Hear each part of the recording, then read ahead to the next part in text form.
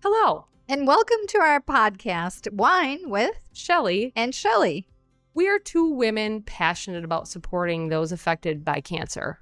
Our businesses are dedicated to providing resources and community for people navigating this challenging journey.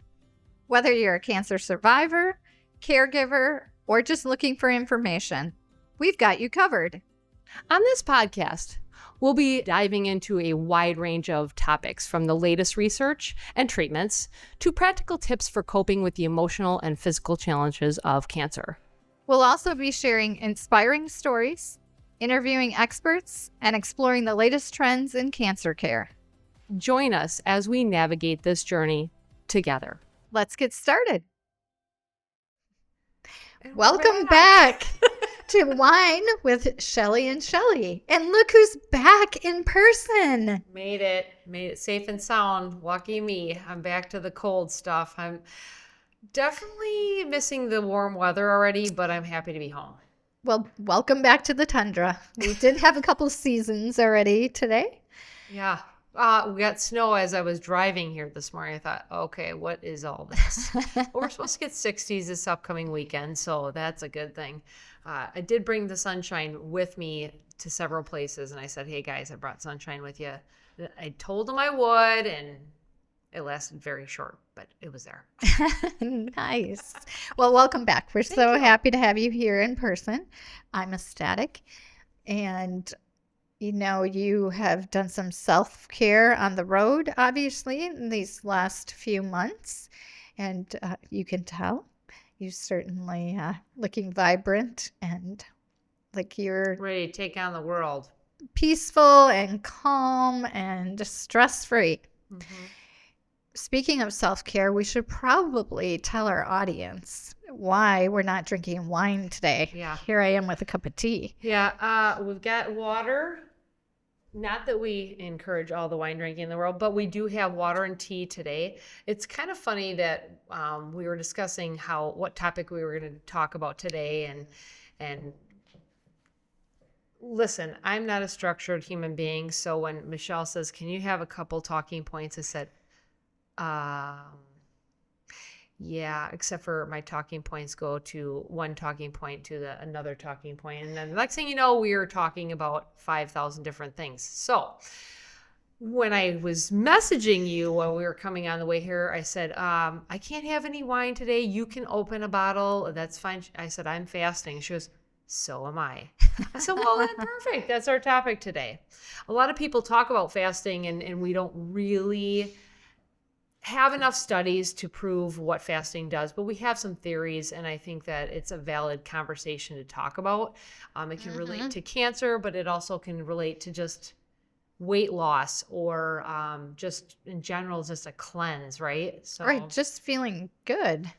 I know that for me, I have a lot of wonderful neighbors and friends, and in our society, everything's centered around eating and drinking, which I enjoy doing. So don't hear me say anything negative about that. But I love eating and drinking. Sometimes I get down a roll with that. And then before you know it, I'm feeling sluggish.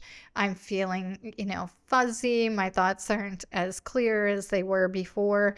Right. And I think, like, what is going on? Well, it's usually because I have too much sugar in my body or I've just overeaten, overindulged, and I feel terrible. Mm-hmm. So that's how I got started with fasting. Mm-hmm. And I started doing some research, read up on it a little bit, and then just experimented to see how it was with my body. Right, because everybody's different.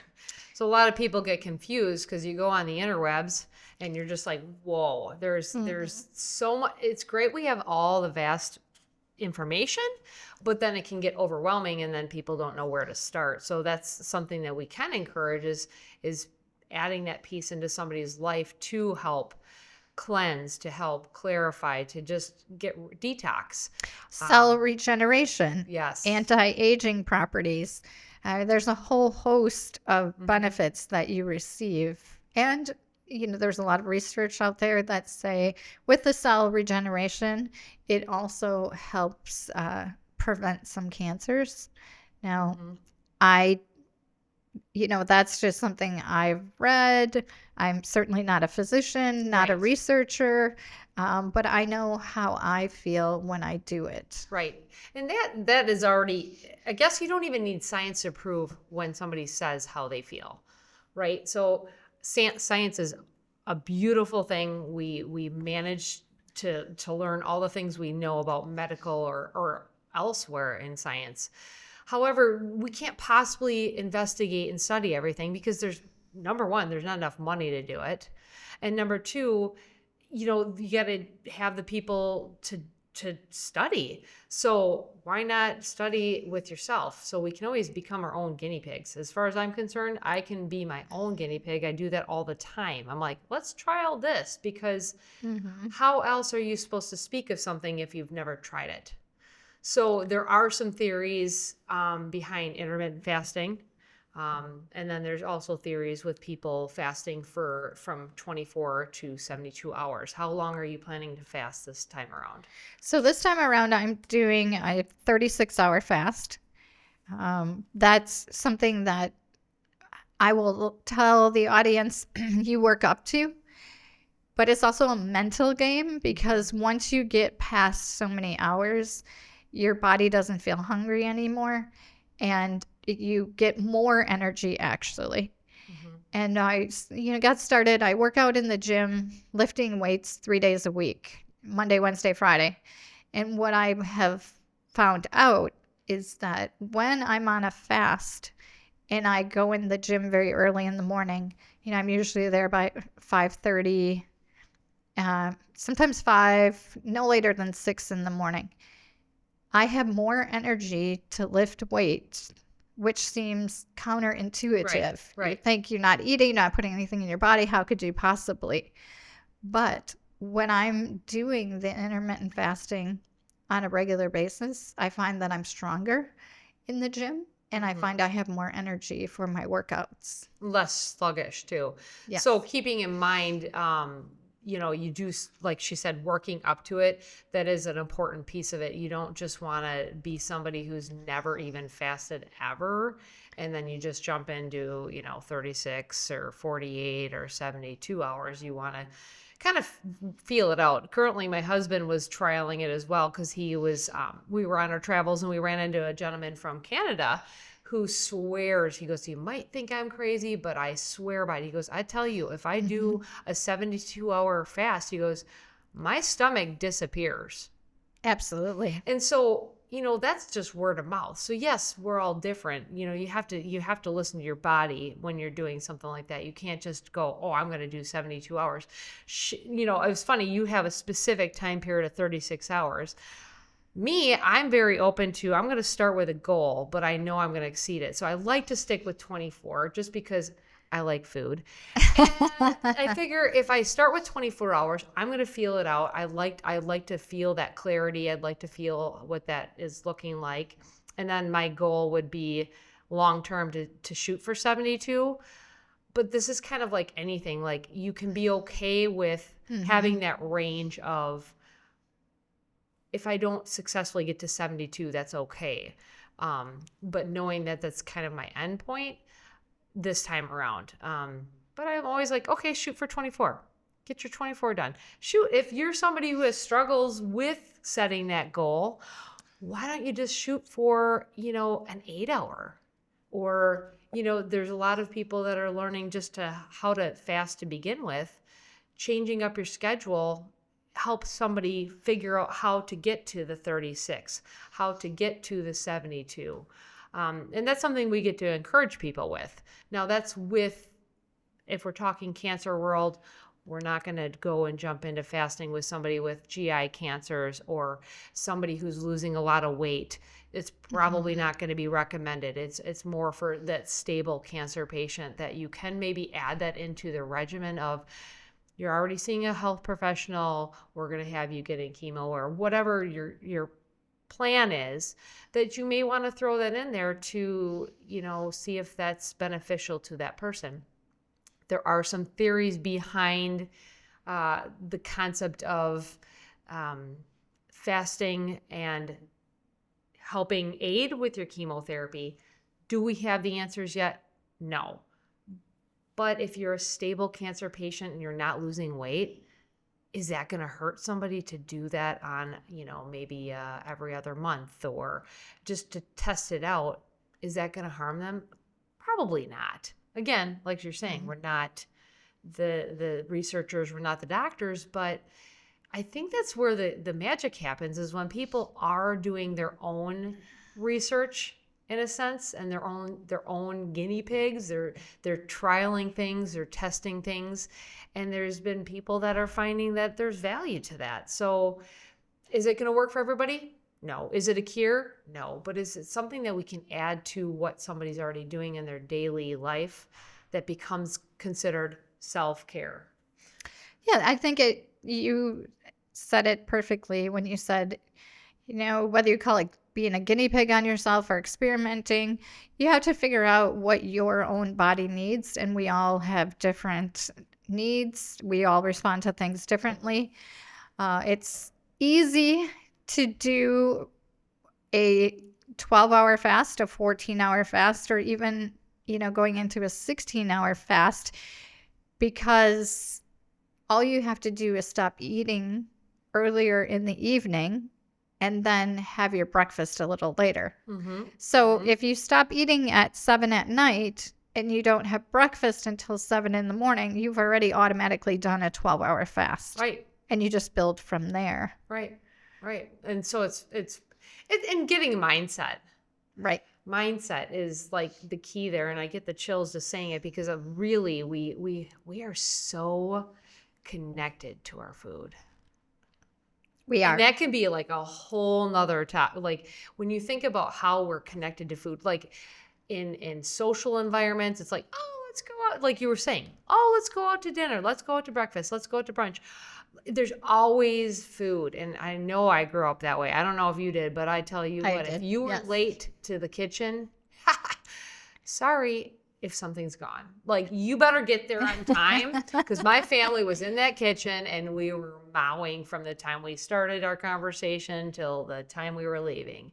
So we kind of surround a lot of our activities, a lot of our lives around food. So really getting your mindset ready to fast, and then all of a sudden the rest you just keep going.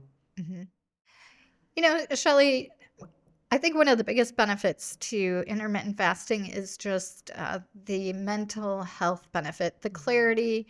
I have found that don't have those feelings of depression or anxious moments, just calmer, more peaceful. That's, I think, one of the most wonderful benefits, and a strong reason to try intermittent fasting if you've never done it before, just to see how your body responds. And of course, we're never going for perfection. Everything takes practice. If you've never done something before, you're not going to get it perfect on the first try. Nor should you beat yourself up and just quit. But speaking of that, I know that you were just gone for 3 months. And one thing the audience doesn't know about you, but I do, is that don't tell them all my secrets. Shelley is very frugal. And you might not expect that from her, but she's frugal in a way that I feel like you're always living life and you're finding little ways to cut costs. So as we're talking about self-care, tell me, what are some of the other things that you do? Because I imagine that there are many people out in the audience who are saying, well, self-care is great, but I can't afford to go for a massage that's going to cost me $100 or $120. I can't afford to go for the infrared saunas or the float tanks. That's actually a luxury item or a treat for me. It's true. We have those reasons why we can't do something or why we don't have access to it. And that is a big hindrance, right? And people often wonder how the heck I could go off for 3 months and be able to do that. Part of it is really living within your means. That's one thing. But also what do you need? What don't you need? What actually can you do that doesn't cost money? And for me, one big self-care thing that is free. Actually, I have a whole lot of them. Let me just start with the big one though. The big one that is surrounds us. It's everywhere you go is nature. Yes. It is free. It is given to us. It is something that every single one of us can go outside and just be one with nature. And you spend 20 minutes a day. It doesn't take an all, you don't have to go for a full-blown hike. Granted, that's awesome. You don't have to go for, this huge boat ride. You don't have to go for these big things, but it's that simple. Go outside. 20 minutes a day can change your world. And go outside and try to practice clearing your mind and just being, because I've learned this for living in Lake Geneva and walking the lake path. I've That's walked. killer. Let's talk about that later. Holy cows. I have walked all the way around the lake. Same. More than one time. Thought I was going to That's die. a challenge, a big challenge. And I do look like I'm 5 inches shorter and 20 years older at the very end of the lake path. But one thing I will say about that is just doing small segments of the lake path never gets boring, because I'm always seeing different things that I haven't seen before. Yep. And that is true of anywhere you go. If you can just quiet your mind and just be fully present, all of a sudden you start to notice things, animals, landmarks. The wind blowing. Yes. Just hear things. Hearing the wind blowing, or the birds. The spring. Isn't spring the best part of winter? Is hearing the birds chirping. So you're right. You can do small segments. It doesn't have to look like that. But also, if you imagine when you were, at least for me, growing up poor, and when we talk about frugal, I learned to be frugal. Thanks, Dad. It was mostly because I grew up in a big family with very little money. My mom stayed home. My dad was a sole provider, and that's how we did it. But I watched how, I'm sorry, we all can manage to live off of one income. We just choose to think we need a lot of things. So that's a touch base. But like, you can easily go out as a kid, and me, I was barefoot. And how many kids are barefoot? Nowadays, we're like, hurry up and get your shoes on. God forbid if you're going to hurt your feet. But what we are wrecking is that connection that we get energetically with the earth. We need our feet in the dirt. We need it in the grass. Why do you think everybody loves the beach? You don't wear your freaking flip-flops into the ocean. You don't wear your flip-flops into the lake. You don't wear your, we as adults just lost sight of when we were happiest children. For me, especially, like I know I was. I don't know about you when you were a kid, but when I was barefoot running around in the summertime with all your friends, your feet are on the ground and We were they're barefoot. always out exploring. But the earth offers energy. The sun offers energy. I got to be honest, I'm in the cancer world. Not dissing on sunscreen. However, you need to absorb the sun rays.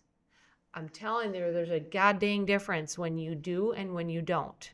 And it's not for everybody. Everybody might just feel great and fine and dandy, but this girl needs some sunshine. And I'm sure most Wisconsinites feel it, because by the time we hit February, March, April, we're feeling it. And we call it seasonal affect disorder.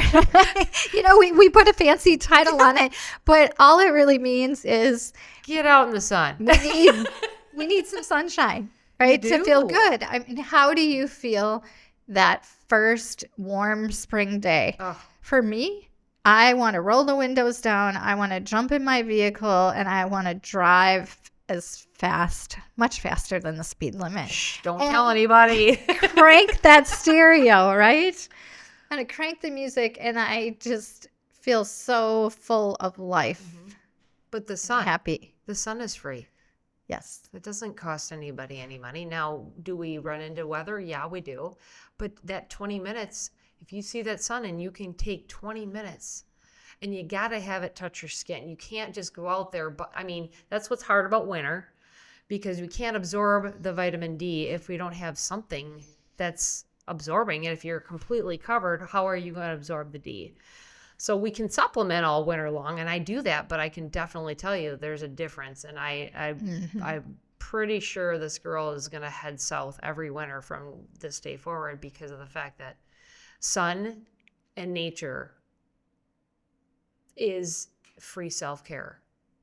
And, yeah, you can go and do all the other things, and I love doing those things, and that's fun to do. But if you're somebody who can't afford that, that's what we can encourage. We can say, hey, did you get that 20 minutes outside?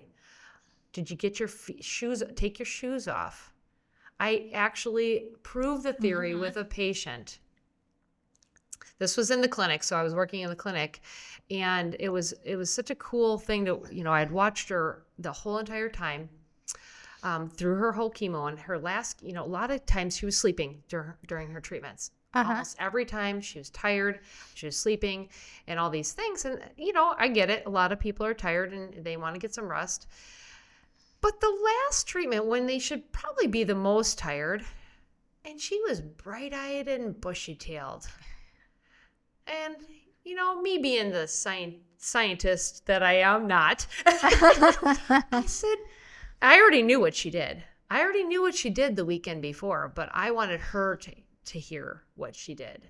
I wanted her to be the one to give her the answer, her key. Sure. Some self-awareness. Her to go, oh, that's the reason I feel the way I am. That's why I'm not tired. Maybe she'll think about it when she's the one saying it. And I said, God, you're all wide awake and you're just bright-eyed and bushy-tailed. She says, yeah. I said, what did you do last weekend? Well, the family, we went to the beach. That's interesting. So I'm guessing you probably had your shoes off and you were probably, feet in the sand, water, the whole thing. Yep. Oh, okay. Can you see the correlation? So then that was my prescription to her. Please do yourself the favor. You want to feel like crap or do you want to feel good? Because you have two options. The way you're looking at me right now, you're looking like you're feeling pretty good. Get outside and get those feet in the dirt. It sounds so simplistic and probably ridiculous to some people. But what you see, that is scientific proof. To watch somebody go from snoozing and sleeping for 12 plus treatments to wide-eyed and, feeling pretty good. I guess we can't prove it scientifically, but energy is everything is one of the most important intelligent scientist, Albert Einstein. Yes. I mean, he's the one that's quoted, energy is everything. And we still don't quite study that yet. Well, and I have a story for you too of another cancer patient who went on a vacation through a foundation. It was set up for a ranch, a dude ranch in Montana. And she wasn't feeling horrible, but not feeling the best when she left for this vacation. And when she came back, she was so full of energy and just refreshed and renewed. And she was the one who brought it to our attention. She said, I didn't understand why I didn't need the pain medication, why I wasn't feeling so arthritic, why my body wasn't hurting so much. And then she said, now that I'm back in Wisconsin, I'm starting to feel all those things again.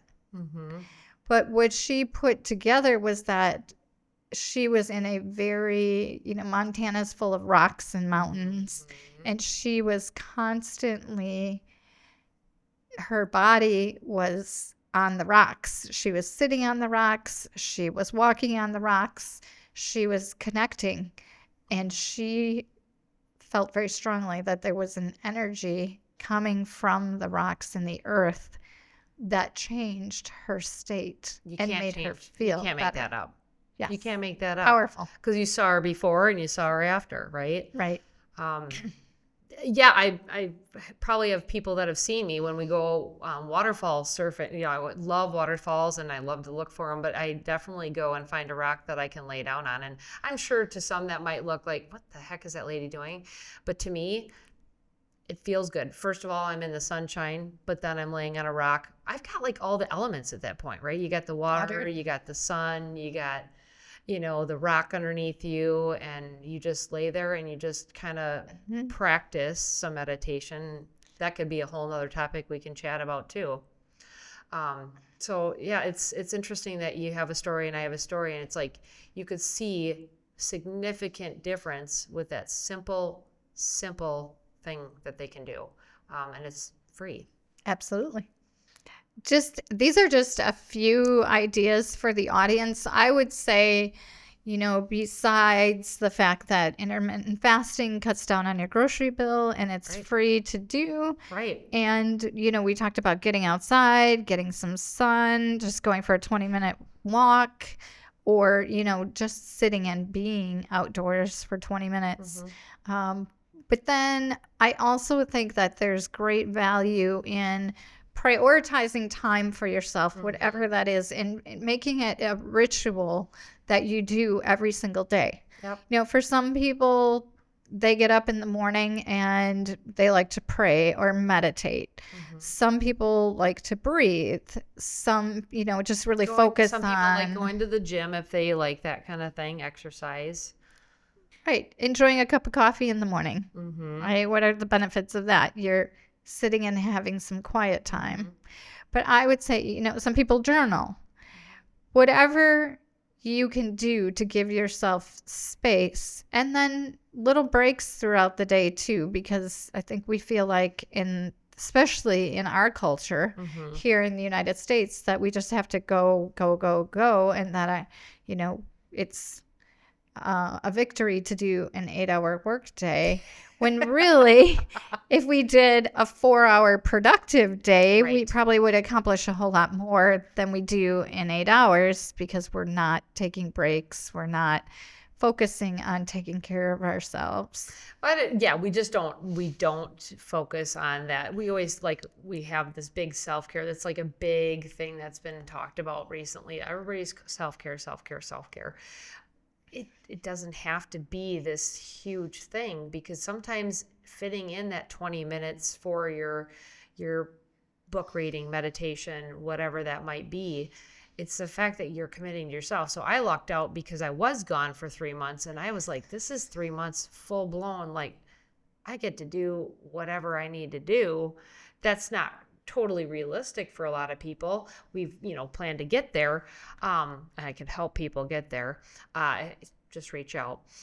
I'm serious. I think it's possible. Anything is possible if you put your mind to it. What are you willing to sacrifice to get there? But also, the reality is getting back to the hustle and bustle of the job and driving. Now I'm got a couple different huge life things going on where you do notice that it's going to slow down on the ability to sit down and do those moments. But it was nice to kind of reboot and regenerate, and then know that you squeeze those moments in, because it doesn't have to be much and it doesn't have to cost anything.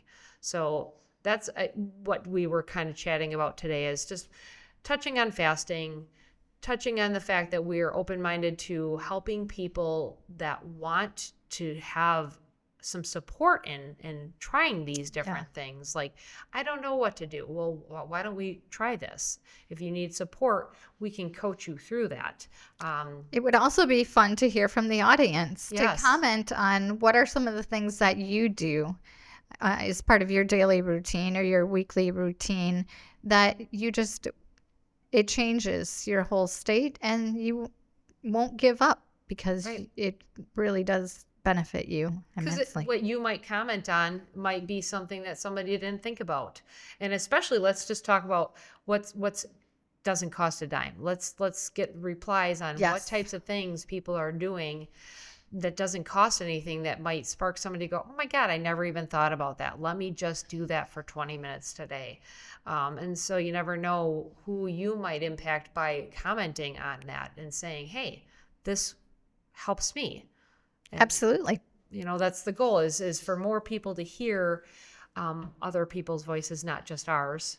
We're just the voice that's speaking for many. So we're thankful that we're here today having this conversation, talking about fasting and a little bit of self-care. We'll probably have many more discussions on lots of topics such as that, and maybe some more controversial ideas that is going to push the envelope. That's what we like to do a little bit. So for our audience, make sure that you comment, share with us what you're doing, what works for you, but also if there are any topics that you want to hear about that you would like to see us have guests or record. Or if you want to be a guest, or you have a family member or a friend that you think would be great, or a business that would love to share what they're doing, we would love to have you as a guest as well, because I think that, hearing what the expert that is solely, providing one service such as yoga or meditation, they're the expert because that's what they do. So yeah, if you have any family friends that want to be on our podcast to support what their business is doing, or if you saw what a family or friend that is dealing with cancer, what have you seen them doing that you felt like was really cool, share that as well. Right. Don't forget to reach out, and we'll look forward to seeing you next week.